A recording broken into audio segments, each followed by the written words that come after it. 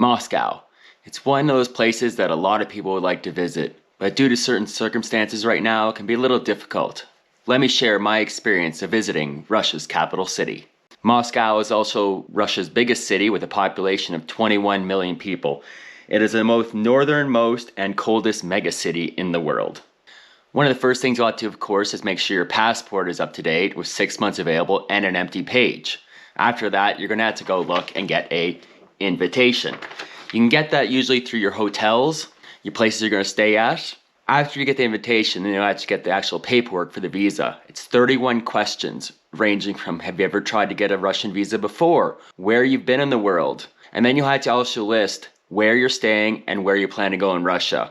Yes, you have to have your full itinerary ready and your hotel is booked prior to doing this. So make sure you have all that ready. Once you have all that, you're going to send that and your passport to a consulate or embassy. Mine went to a consulate and it was gone for 30 days. And then once you get it back, if you're approved, you have a nice full page stamp on your passport. You also need a specific size picture, and it is a very, very specific size picture. So make sure you go to a proper photo spot for that. It's not a standard passport picture. It is a very, very specific one. For the invitation to Russia, it cost me $15. For the visa, it was around 175 Canadian. I flew into Sheremetyevo International Airport. It's one of 4 major airports servicing Moscow. And of course, going through passport control at a new country can always be a little questionable. Of course, when I went through, gave her my passport. I had all my paperwork ready and everything was good. She asked me a few questions about what I plan to do there, how long I was being there, and then the good question, where are you going after? And I said Ukraine. Now this was in 2018, so there's still a little bit of issues going on there, of course. She asked me, why are you going to Ukraine? And I said, well, I'm going to Chernobyl. That's my next trip. She looked at me. Okay, stamped. Good to go. So that was actually a pretty good moment, an easy way to get through there. From there, I had to get away to get into downtown Moscow. Of course, Uber is usually my transport method, but my phone was basically dead, so that was out of the options. There is a SkyTram available, but I didn't really feel comfortable taking that at that moment. This was actually my first European city I've ever actually visited. So then I looked around, I'm like, oh, I'll take a taxi. Well, of course, being the young tourist I was, I didn't get it. There's one guy going around asking taxi, and of course, that cost me a lot of money. But eventually I did make my way downtown to my hotel. When I got to my hotel, of course, they didn't speak any English, so we had to make it work. Thankfully, just give them a passport and some information, and we were able to fill everything out. Didn't work out too bad. One other thing I had to do was I had to register my visa while I was there. So they take your passport and they had to do some paperwork and send some stuff in, which you'll have to do if you go there. Thankfully, it didn't take too long. I went to my room, dropped my stuff off, cleaned up, and then I went back and it was all good to go. From there, I decided to go for a walk. And of course, where anyone's going to go first in Moscow, you're going to go downtown towards St. Basil's Cathedral and the Kremlin. So I took my walk down there. I didn't feel dangerous at all down there. It felt really safe. I never had an issue. And it was a really beautiful city to walk around. They really kept it in good shape. It was really, really nice. And of course, once you get that first view of St. Basil's Cathedral, that is the money point. That is peak Russia. That's the thing everyone knows and wants to go see. Very, very exciting to see that. And of course, I walked around St. Basil's Cathedral a lot. Really liked it. It was such a beautiful place to be around.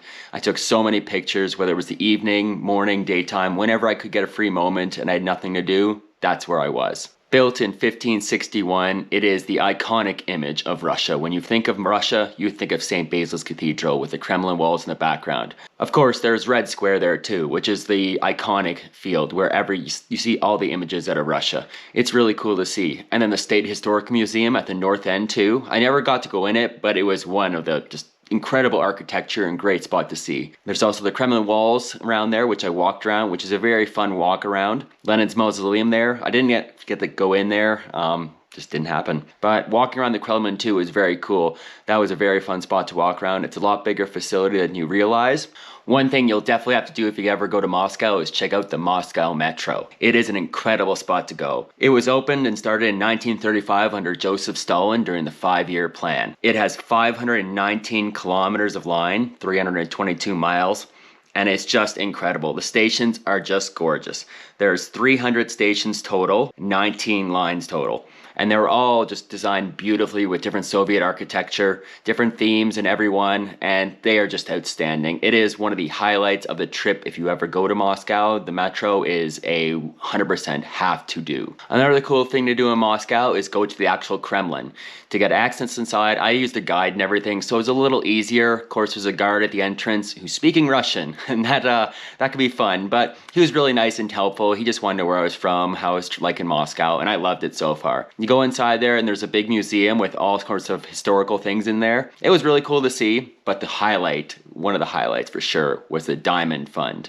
The Diamond Fund is really cool too. The security there, of course, is otherworldly insane. There's a 2-minute interval where you're allowed in and out. You get with a guard, they open a big door, you go inside, you're basically in a vault surrounded by 2 doors. Then they wait a second, wait, and then the other door opens and you're allowed to enter. There are some incredible treasures in there, including the Orlov diamond, the Shah diamond, and the Imperial Crown of Russia, made for Catherine II in 1762. They're wild, and some of the other diamonds, emeralds you see in there, it's just incredible. It's probably the most expensive room I've ever been in my life, and the security is top notch. You weren't allowed to take pictures in there, and even talking, you had to be like whispering. And if you even talked loud, the guards would come over and tell you to keep it down.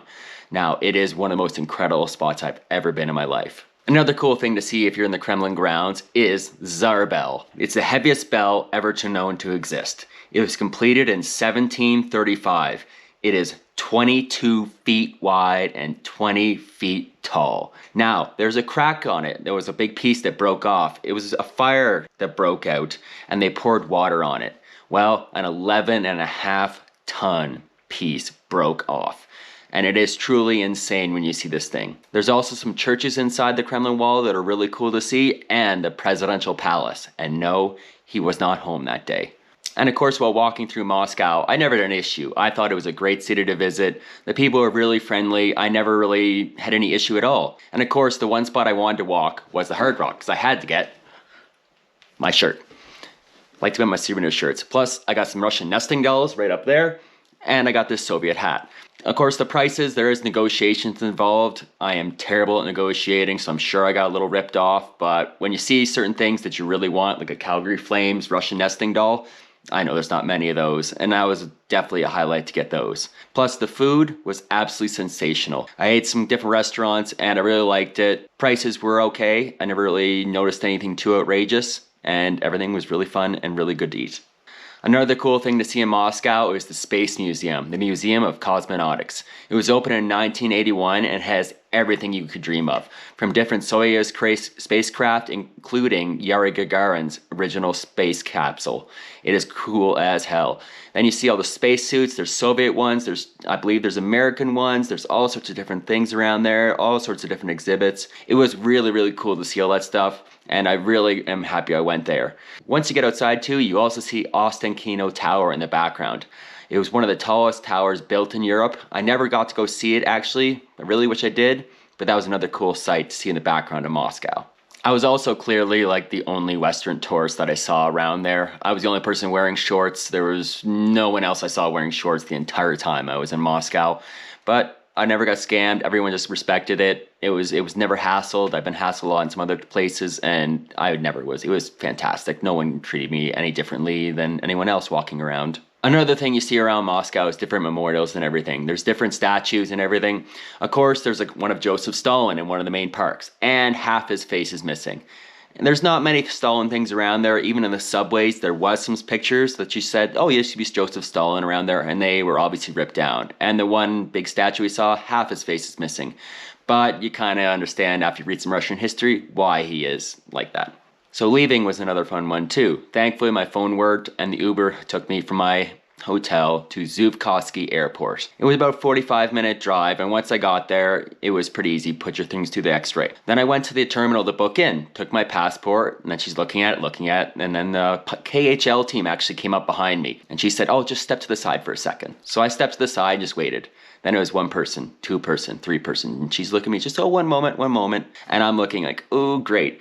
What is happening here? Am I going to get arrested? What's going on? Like, I'm just like, this is not really looking that fun. Thankfully, she gave my passport back and I was cleared to go. I think they just had to make sure your register's good, your visa cleared, you're all just good. So that's the story of how I visited Moscow in 2018. If you like this, hit the like and subscribe. I'll be putting more videos out about my past travels. I got a lot of pictures and I thought may as well do it like this. So we'll talk to you later. Have a good day.